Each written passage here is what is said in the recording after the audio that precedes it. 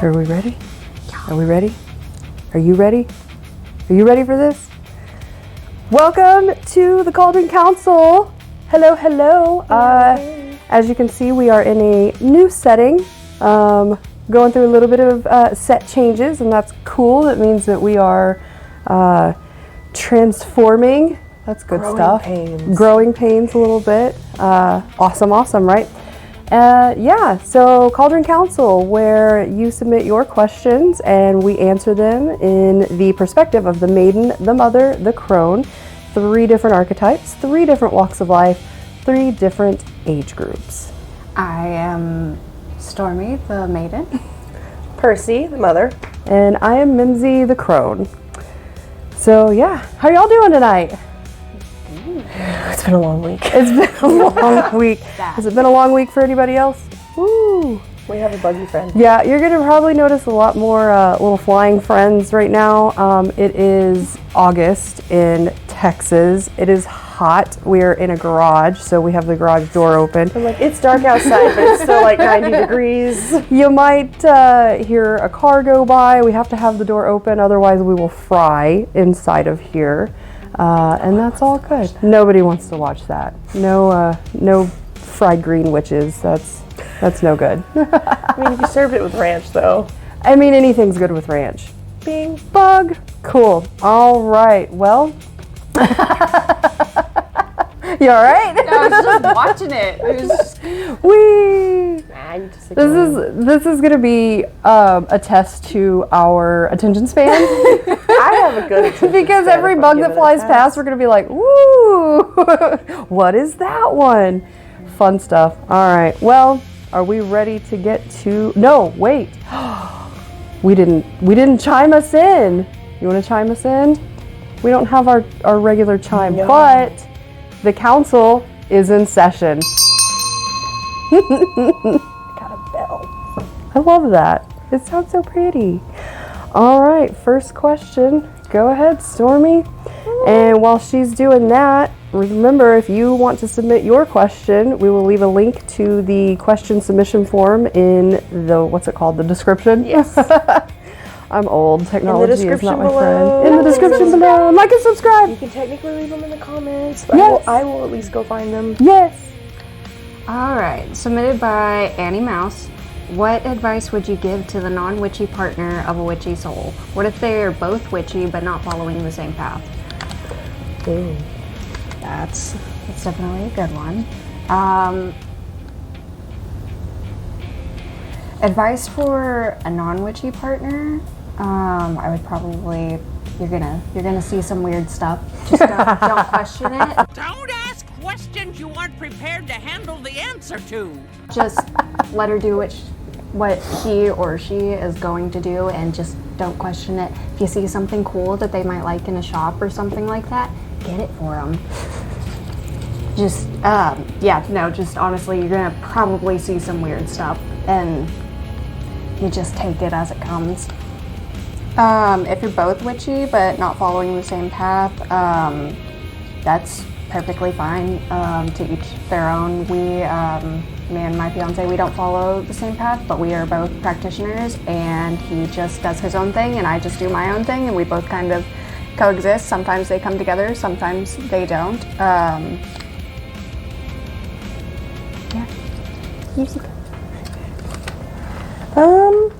So for a non-witchy partner of a witchy soul, I would say I do agree with lovely Stormy over here.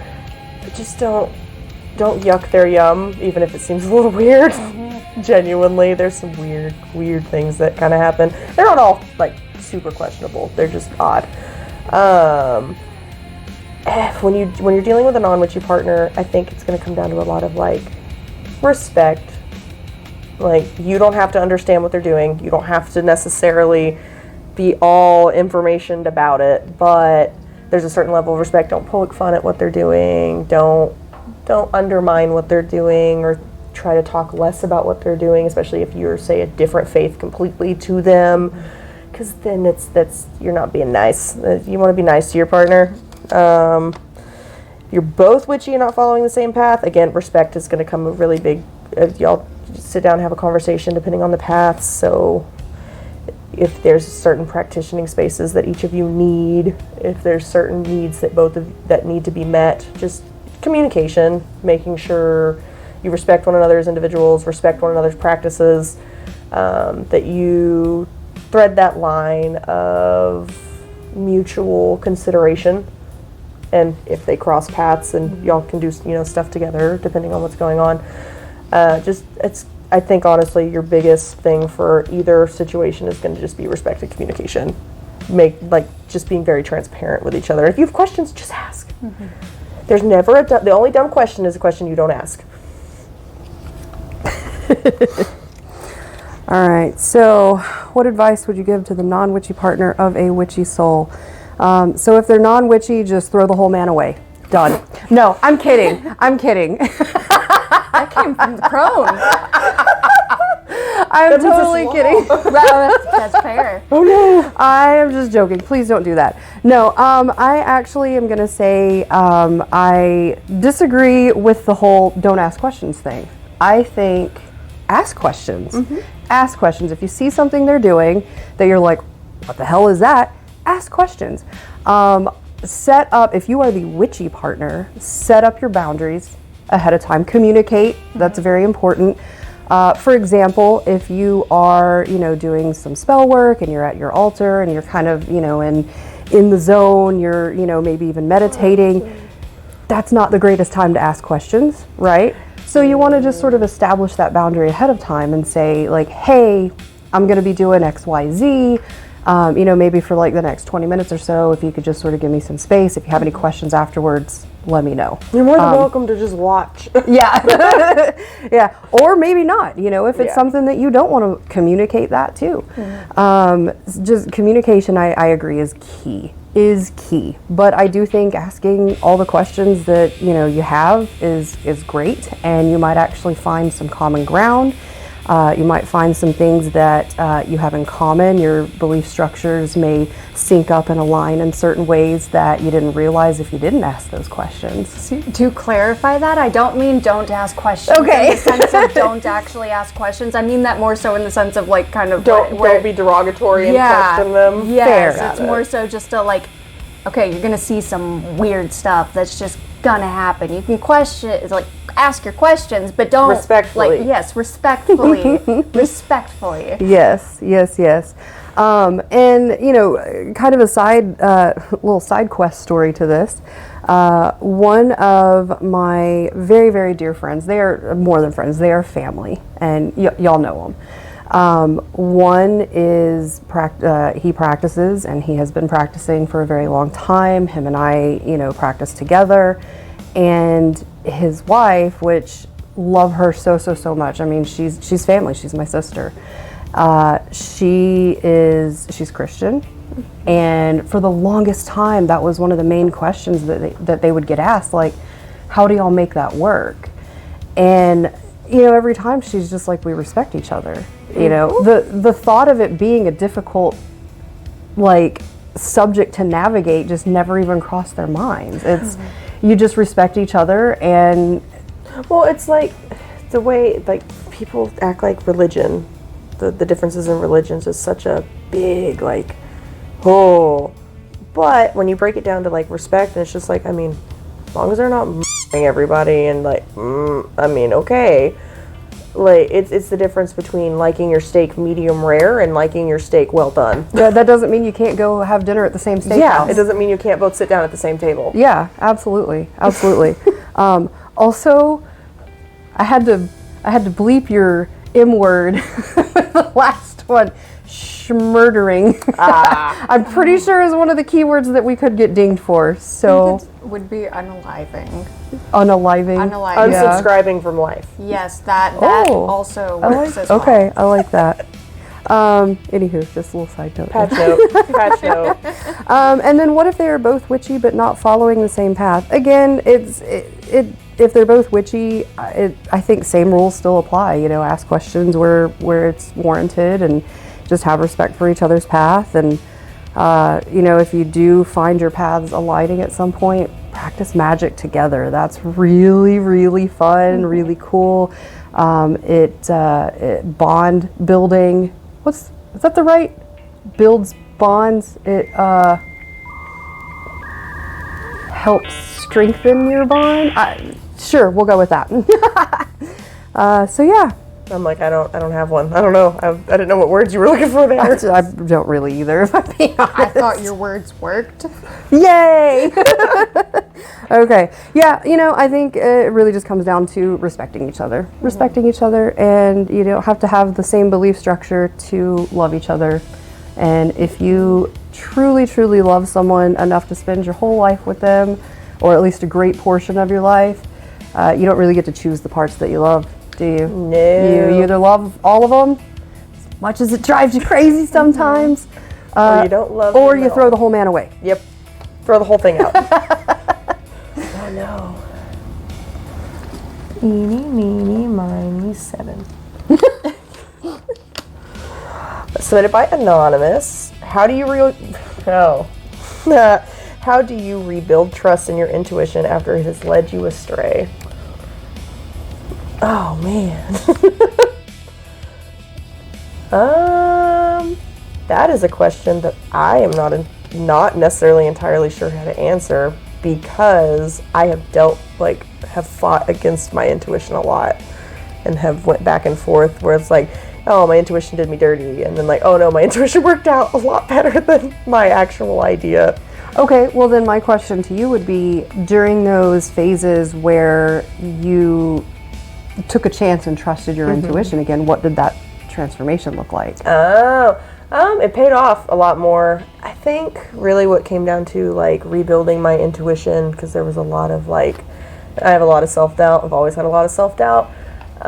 It was a lot of, when it came to rebuilding my own intuition, it was a lot of actually being sure of my decision, like fully stepping into whatever decision that was made, and whether it was intuition based or not. It was like, okay, if I'm trusting my intuition, I gotta be all in. You can't just right. And so being all in allowed me to, when it went bad, see where it went bad, and then when it inevitably most of the time has went well. My intuition has rarely led me astray as I've gotten older. It genuinely became a thing of like, okay, so as long as you're fully committed, you know what's going on, you actually listen to yourself, because that's as an overthinking, anxiety-riddled, ADHD-tistic person, listening to yourself is really hard, because you don't want to do that. You doubt almost every single thought that comes through your head. And it's not necessarily because anything is wrong with the thought, it's just because you don't trust yourself. And so if you want to rebuild your intuition, you really have to rebuild your own trust. Like you have to have a certain level of trust with yourself. That's something I have figured out over the years. Years. Okay. Well, I will start by saying I feel like trusting your intuition is kind of like a muscle that you have to build. Think of a baby learning to walk. How often do they fall down? All the time, right? And if they were just like, well, F this, and never got back up again, but they don't do that. They keep getting back up, and they keep trying, and eventually they're able to walk and then run and climb the fences, climb on top of your entertainment center, and once they're mobile, you're like, man, I wish that they were still crawling, but Velcro. So yeah, I think that trusting your intuition is a lot like that. It's something that you have to continuously work on, and sometimes it's not going to work out. Sometimes it's just not going to work out. And I really like what you said about being able to look back and see exactly where it went wrong, learning from those mistakes. That's important. That's very important in building that muscle of trusting your intuition. But don't hyperfixate on the past. That's also bad. That is also bad. Yes. I also think that trusting your intuition is also like, how do I word this? Like a learned behavior. Think of someone in your life that's like really just reckless. Like they constantly make bad decisions, you know, they're struggling with money and it's their own fault type thing, you know, just constantly bad decisions. They're just reckless. They're just reckless, right? And that's not to say they're a bad person. They just don't make good decisions. They just don't make good decisions, okay? If they didn't trust their intuition, if they didn't trust themselves that they would come out okay on the other side, would they continue to be so reckless? Or do they just have the mindset of like, I'll deal with it later, it'll work out in the end, you know? But even it'll work out in the end, just trusting that like, it'll be fine. Yeah. It'll buff. Yeah, honestly. And then you have the other side of that, which, you know, admittedly, I am very controlled. You know, my emotions are very controlled. I have a hard time trusting my intuition because my emotions have to, not that this is, just in my mindset a lot, my emotions have to regulate the emotions of everyone around me. And that can be very trauma-based, you know, from certain things growing up and, you know, throughout your life. Becomes a response to external stimuli, not actually internal. The opposite. Oh, okay. Your intuition gets blocked out because you're like, no, I have to stay in complete control. Yeah, I have to stay level. Have to stay there. And so y'all have heard me say a lot, and, you know, as we go through this, y'all will hear me say this a lot too, balance is at the heart of all things. So there's almost an art form to finding that balance. And that goes with anything in your life, you know, you've got to balance everything. So being able to trust your intuition, one, again, it's like a muscle you have to build. And two, there has to still be a balance. You have to use your discernment a lot. I love that word. Weigh out the risks, you know. It's kind of like a business deal with yourself. You've got to weigh out the risks and the benefits. And, you know, if I do, you know, throw caution to the wind and you know, trust my intuition on this, even though I'm kind of sketchy about it, like, what's the worst outcome? And those are the times where you can still kind of keep some control over it. And then when you come out okay on the other end and it's been beneficial for you, you've built up that muscle a little bit. You trust your intuition a little bit more. You're like, all right. Yes. Yeah. Also, I will say intuition tends to be something that you feel in your gut, not your head. And that is another thing that takes practice, is figuring out, where is this feeling coming from? Because anxiety comes from our head. Anxiety comes from the head, and, you know, when you are an anxious person and you have a gut feeling, it's a completely different, it's a different feeling. They play tug of war. They do play tug of war. And so being able to sort of let your gut win that every now and then, which admittedly, I'm stubborn, I'm headstrong, my head usually wins that tug of war, but every now and then I've got to let my gut win, you know, I've got to let. It's like, all right.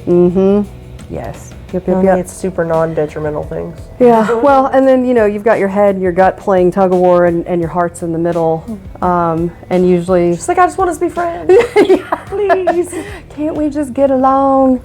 So, that's a good question. I like that one. And if you had a situation where, if you're the one that submitted this and you had a situation that led you astray from your intuition, I'm very sorry that happened.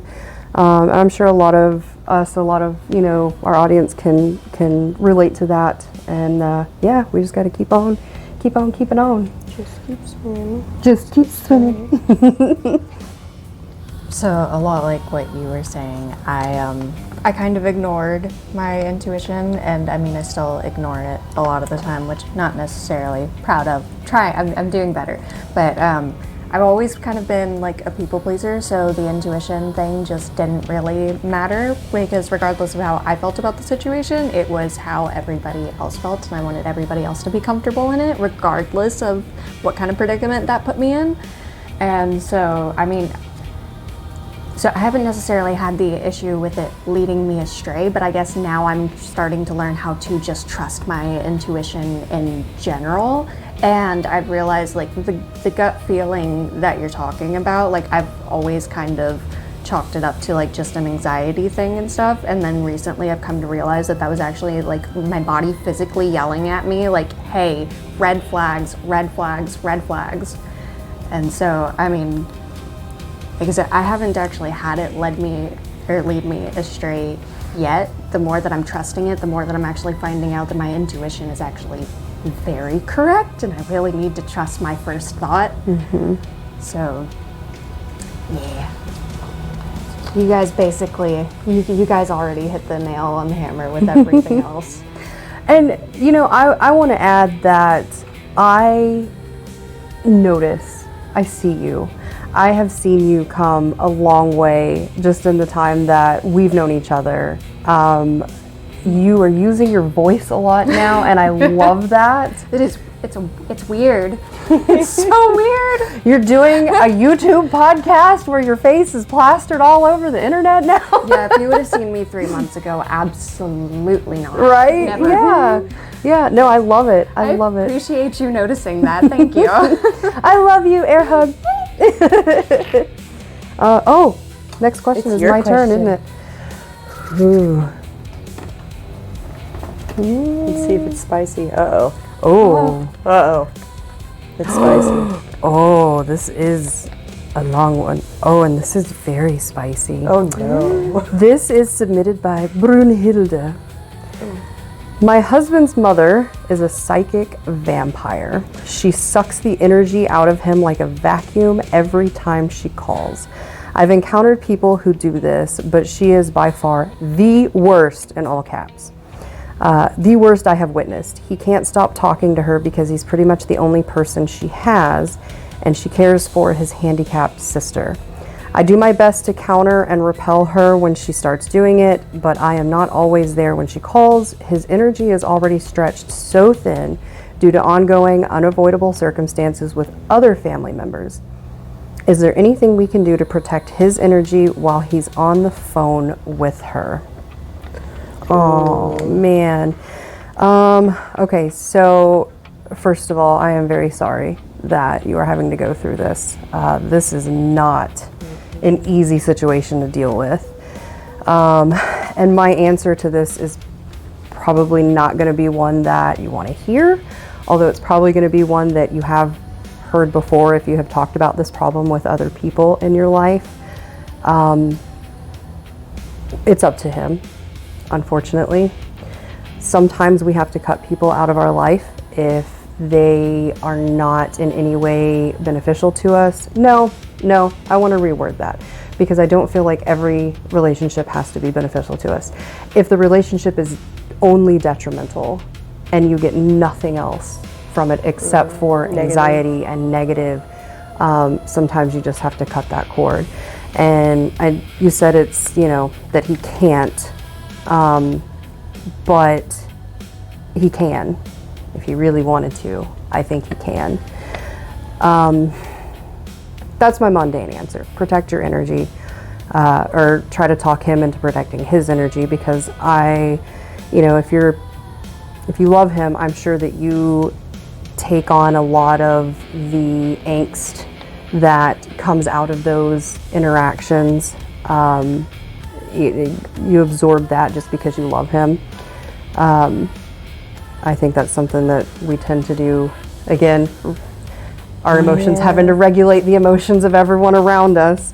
But at the end of the day, it's really his choice as to whether or not he continues that relationship in his life. And he's going to have to really evaluate what this does to him and the effect that it has on you and anyone else that might be in y'all's life.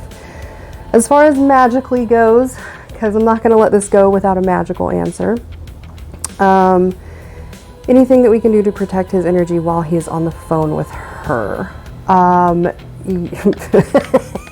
no. That's an evil chuckle. I am that bitch, okay? I would be the one while he's on the phone with a burning stick of Palo Santo just doing circles around him and smoking out the room, okay? Or, sage, how I feel about sage, but if it warrants it, while he's on the phone just clearing all the energy How close does she live? That's right. Making it to where he immediately feels calmer at the end of those conversations. Another thing that y'all have heard me say a lot is sometimes you have to observe without absorbing. And I think this, falls into that. Even though it's a phone conversation, you've got to be able to, if you can't cut off contact or you're unwilling to, you've got to be able to, have those conversations on the phone without absorbing any of that negative. She's a psychic vampire. I like that psychic vampire. She's the worst psychic vampire. And then, as far as crystals go, I love tourmaline. I love tourmaline. Make him hold some tourmaline while he's talking on the phone. Tourmaline is transmutation stone, sucks in the negative, spits out the positive. I use tourmaline a lot for that. I always have tourmaline above my door frames, on the front door and the back door.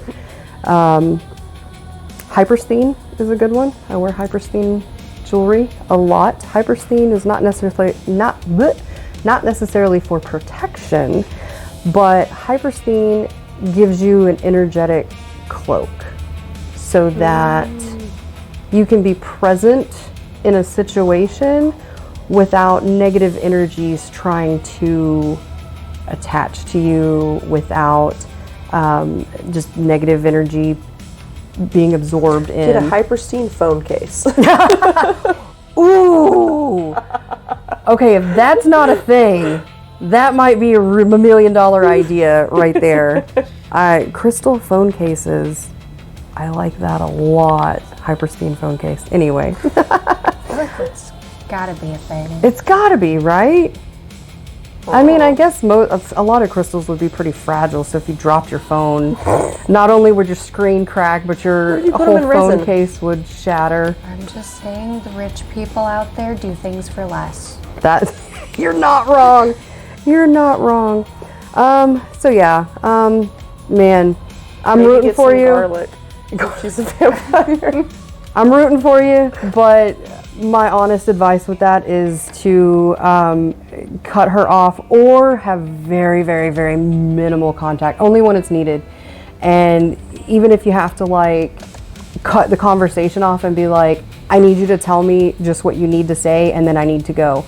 Set those boundaries. Okay. So, a lot of what you said I also agree with. He would have to put the boundary there himself. That's something that he has to do himself.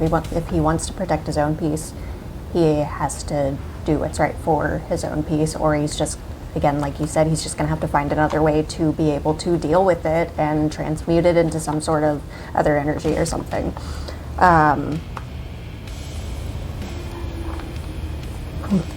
What you could do personally, and you answered that one really, really well, and I genuinely cannot think of anything else other than, I was thinking about draw a salt circle. I don't put a salt circle, and then he answers the phone. He has to answer the phone in the circle, and then whenever he leaves the circle, all of the negativity stays in said circle. You throw the circle in the lake. I love that. Goes away. If you have a pond or a creek or anything like that nearby you, you can just go throw all that salt out. Or use Epsom salt and bury it. Yeah, that too. I like that. You know what you could do? This is one of those Dollar Tree witch hacks, right? Get you one of them $1.50 hula hoops. Yep. Drill a hole in it enough to get the whatever the sound making things, the little BBs or whatever they put in there. Pull those out and fill that with salt and plug that hole just with some hot glue. And then you have a literal ring of salt. It's going to take a lot of salt, but you have a literal ring of salt. Yeah, and you would throw out so much salt anyway, so you might as well use a bunch of salt. And then you have you know how sometimes during our meetings we have the talking hoop? You just have a really big talking hoop that he has to stand in. Yes. He's talking on the phone. Phone rings, her name pops up, throw that bitch down, stand in the ring. I just picture a partner running with a hoop and just like, right down over him. So that's funny. the big bubble videos you see where it's like the giant bubble with a child in it, but it's salt hula hoop. Yeah, honestly, like as funny as that is, like that's legitimately that is probably something I would do. Like it couldn't leach out into the rest of you. Yeah, couldn't leach out. And then instead of throwing it away, just throw it out. Throw it outside to and then full moon. cleanse the energy with the sun or the moon or what have you. Yeah, let the energy dissipate outside. I mean, I was just so it sounds like you guys already have a lot going on with what is in here. You may just think about doing like a protection jar or something like that for yourselves just in general, because it already seems like you already have so much going on with this on top of it. Just go ahead and do some sort of protection thing for both of you and then see if that does anything at all. Yeah, I like that. So... agree and agree. So salt hula hoop. Salt, yes. I still think you should leave garlic on her porch because it'd be funny. If she's within living distance. I don't know, you can have it mailed. It would still work. I also think though, I do agree with the, like, it's him, it's his, there's only so much you can do for someone else. There's only so much. It does not matter how much you salt and sage and dance around naked in the moon to try to help him. If he is still doesn't have his boundaries, doesn't have what he's willing to give and get really laid out, that's not going to work. And then on top of that, y'all really do have to sit down and have a conversation, because it's not just affecting him, because it's also affecting you, because he brings that. Whether you're there or not, if you're there and present for it, you feel it. But if you're not there and present for it, when you come home to him, you feel it. Mm-hmm. That there's already that bog, and it's another thing of observe, don't absorb. If he can't cut contact because he wants to, stay in contact with his, handicapped sister. Understandable. Don't want to lose contact with a sibling. Don't want to lose contact with a family member that you actually care about just because one family member is literal garbage. I get that. Then it really comes down to like being like, well, okay, what do you need? Okay, well, I gotta go. And being very, very short, very, very matter of fact with everything. Because when you give someone an inch, they take a mile. Especially with people like that. If she's as bad, that's how you're describing. She's the worst. Yeah, like the worst. She's the worst. That, all caps. Yeah, like that. Given they give an inch, they take a mile. It's gonna be a real big uphill battle, especially if she's been allowed to kind of have her leadway so far. It's not gonna be pretty. It's not gonna be nice.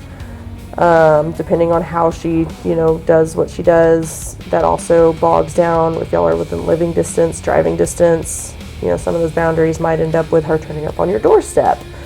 Again, that would be fortifying your home then at that point, because cool, you want to show up on my porch, that's great, but your negative Nancy self is going to feel really uncomfortable. Yes. Not because I did anything to make you necessarily uncomfortable. I'm being nice to you, but my house don't like you. I made sure of that. Kind of situation. If you bring in negative into my house, negative is not allowed here. And so y'all need to sit down and have a conversation of what boundaries need to be put in place with her and what he's willing to enforce and what he's willing to not. He also needs to understand, though, as much as you love him, not your burden. Mm-hmm. Not your burden. You can only do so much for your partner when it comes to stuff like that. At the end of the day, it is his mother, it is his burden, it is his responsibility to handle it. It is not your job to micromanage and babysit it. And that's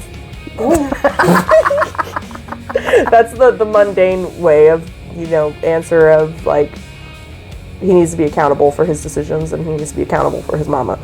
At the end of the day, though, magically, ward, protect, find a phone case made of hyperstein. Yeah, made of hyperstein. Hey, mail her some hyperstein. Stick it on her forehead. I don't know. No, yeah. No, I think... Get her some black tourmaline. It'll suck. Get her a black tourmaline bracelet. It'll siphon all the negative off of her. Yeah. She doesn't have to know what it is. That's true. It's just a pretty bracelet. Pretty bracelet. Just a pretty bracelet. Because we love you so much. Yay! You're the worst. No, I like what you were saying, and I think it is important to reiterate that you cannot set boundaries for someone else. You can't set their boundaries. Boundaries are a very personal thing. Bless you. Oh. Bless you, my child. It'll come back later. It'll come back. Also, was that just a leaf that scared you? I have no idea what it was. I pretty still sure don't it's know a what leaf. it was. I think it was a leaf. Sounds like a big flying bug. And the other thing that I want to add to this is you are 100% correct in that when you start setting boundaries with someone that you have not set boundaries with before, it gets worse. Expect a tantrum, honestly. Expect a tantrum. Expect emotional outbursts. And you have to stay level-headed because they're going to try to convince you that your boundary is wrong, convince you that what you're doing is cruel or mean to them in some way. And that is when it is utmost important that you observe and not absorb. Be like, I'm very sorry you feel that way. Oh, I love saying that, but I hate hearing it. It's sorry you feel that way. Unfortunately, we can agree to disagree. Yeah. Man, that's rough. I'm so sorry, Brunhilde. Yeah, that's... No matter what way you dice that, it's not fun. No, it's not. For what it's worth, I'm rooting for you. I hope that the situation gets better for you and your husband, and I hope that the situation gets better for the sister. I kind of hope that it does not get better for the worst psychic vampire. She'll get hit with a nice stick. Don't hit her with a stick. That's not what I'm saying. But I mean, I was good. I mean, if the boundary is it a tourmaline stick? Sit her on the You know, the best crystal for protection. The best crystal for protection is whatever is heavy enough at the end of a sock. Whack!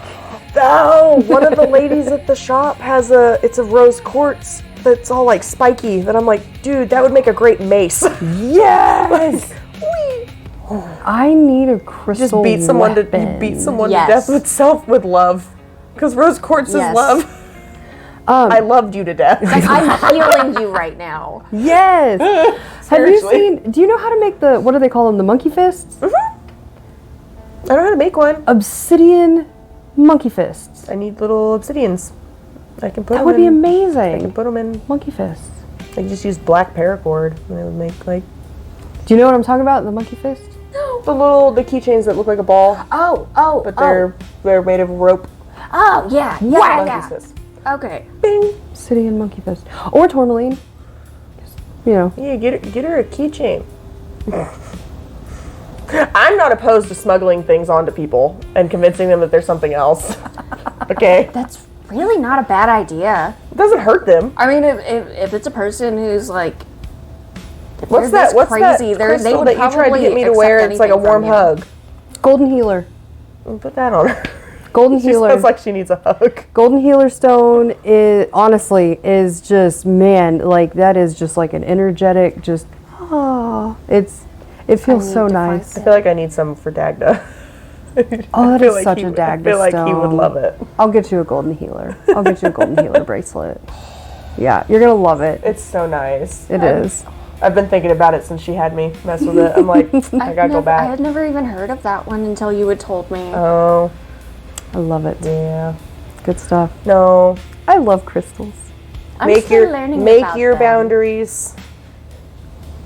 Have a conversation about what boundaries he's willing to put in place. Yeah. Yeah, you know, that's a good point too. I think it is important for the two of you to have that conversation about what boundaries he's going to be putting into place, just so that you know how to react in certain situations. So that you can kind of prepare yourself ahead of time for the fallout that will definitely happen once boundaries are put in place. That's a good thought. I'm glad you added that. All right. I have good ideas sometimes. You have good ideas a lot. A lot. You have a lot of good ideas. I love it. All right, well, is that the end of it? Are we all going to sip our tea fancy? Well, not tea, our water. I have sparkling water. Pinky up. Pinky up. You have sparkling, you have lemonade, I have water. It's water. Agua. Thank you so much for joining us on the Cauldron Counsel. We really appreciate you watching. Again, if you have a question that you'd like to submit, find the link to our submission form in the description. I got it right that time. Or like she said, put it in the comments. We'll find it and we'll add it to the queue. All good stuff. Add it to the list always. Thank you. Like and subscribe. It'll help us out a whole lot while we grow this little grassroots podcast. And yeah. You know, chime us out. Ring the bell. I got distracted. Bye. Ding, ding, ding.